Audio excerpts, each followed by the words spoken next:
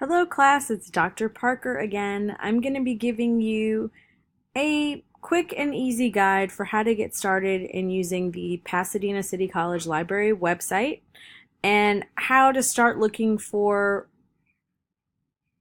good, strong, ethical academic sources for your projects. So let's get started. The easiest way for you, since you're listening to this video, to get sources for your projects would be to start in Canvas. This is a Canvas site for one of my classes. On the left side where all of your tabs are that you use regularly, you're going to scroll all the way down and there is a tab for library. So that's the easiest way to get to the library. Once you click on library, it'll ask you if it's okay if you can open it in a new tab. The answer, of course, is yes. And that takes you right to the Pasadena City College Shapford Library website. So that's where you want to be. I also wanted to show you how to get there from the main web page. So here's the Pasadena City College web page. Under Academics and Support, you want to click on that tab. Here you're given a lot of great resources that hopefully you have checked out already. Things like support programs and counseling and tutoring. All of these things are helpful to your success at this college. On the far right side, you want to click on Library. Once you click that, you're at the same page. If you are signing in from outside of Canvas, at some point you'll be asked to enter your password and login information, your user ID and password. Because you as a student, because you pay tuition at Pasadena City College, that gives you free access to all the library resources. So at some point you'll be asked to log in if you're off campus. So from here, the first thing that you want to do is at the bottom of the page, locate databases. I'm going to click on databases. This takes you a list to all of the databases at Pasadena City College, and there is quite a long and extensive list. These are grouped by subject area and things that are specific to certain people's disciplinary needs. So there's a classical music library, of course, and a criminal justice database, lots of things like that.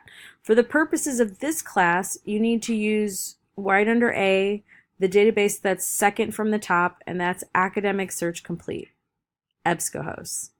This is the database that I want you to use to find sources that will guarantee that you're using ethos in your papers.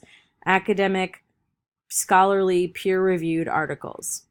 Once you have mastered and demonstrated that you can find effective articles, and we'll be talking about the STAR criteria in another video, but once you've demonstrated you can do that, I will allow other articles, but for the purposes of this class, you are required to use articles from EBSCOhost. So once you click on EBSCOhost,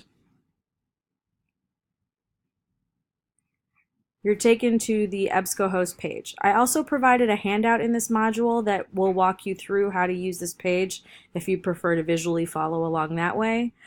But let's just do a practice session just to get you started. So I'm going to do my project on human rights. So I could start by typing human rights. And that gives me lots of big topic areas: human rights violations, human rights issues. So let's talk. I'm going to try human rights issues. That's where I'm going to start. Then the other things you need to click full text. This means that you're only searching for full articles that you can have right in front of you. If you don't click this, that means that you could have to go to the library to pick up something. The librarians might have to order something for you that you need to request and have shipped in. You don't want to go through all that hassle. You want to make sure that you can get full text. You might also want to click PDF full text. This means that you get an actual PDF of the article that you can download to your computer. In addition, the only other thing you want to click is scholarly peer-reviewed journals. This means that you will eliminate all things like movie reviews or book reports or things that aren't going to be helpful to your ethos in your paper. So that's pretty much all you have to do. And then I'm going to click search. And that gives me 1,115 hits. That's a lot of articles for me to try to go through. Okay. So what I can do to narrow it is to try a better search term. Like maybe, I know I want to do my project on human rights, but maybe I would like to focus more specifically on the right to free speech, right to free speech. So if I click that instead, that gives me 338 hits, which is a little bit better. So that would be a better place to start. The idea is to start more broadly, and then you can narrow down as you're able to find sources that are helpful to you. When you click on an article, the most important thing that you want to look at right away is something called the abstract. The abstract is a short summary of what the article is about. It gives me a quick paragraph that lets me know that this is something or is not something that I want to use for my project. If it is something I want to use, I can use the tools on the right to save this article, like Google Drive, add to folder. I could print it, I can email it to myself, I can just save it within this website so that I can use it later. It's a fast way to pick something you want to use and then move on to the next thing. Some other things you want to know are, this gives you other subject terms so that if you need help with your searches, you can use these other terms to give you more variety in the kinds of hits that you're going to get from your searches. On the left side, you can also click Find Similar Results. This will give you more results that are like this article. Let's say I really love this article. I know I want to use this one. It's perfect. Finding similar results will help me find more articles just like this. You can also use PDF full text. That's what we talked about before. It'll download the entire article as a PDF to your computer. The other thing I wanted to show you was looking at the Chatford Library main page. One thing that you also might want to use is the Ask a Librarian feature. If you click on this, you can ask a librarian multiple things.